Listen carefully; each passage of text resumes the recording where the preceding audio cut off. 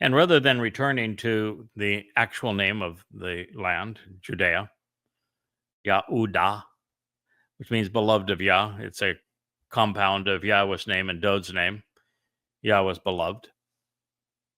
The Brits being disgusting anti-Semites and very much having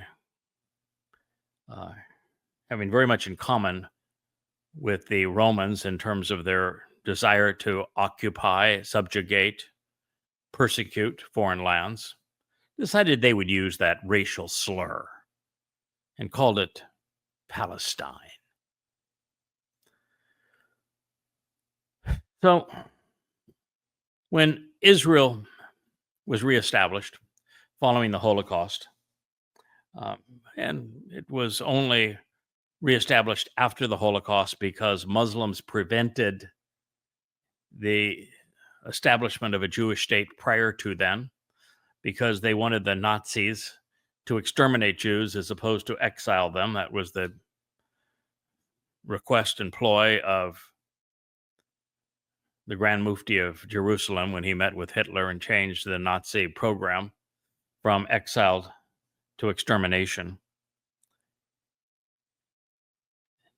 When Israel finally, after the attempted genocide against God's people in Roman Catholic Europe, they,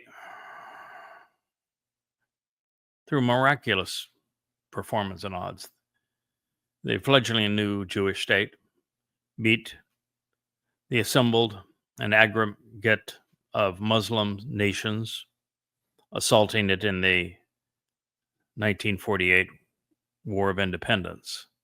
And then when all these Muslim nations decided they would attack Israel again in 1967, Jews won again. And this time they took over much of the Sinai and much of Syria, Jordan.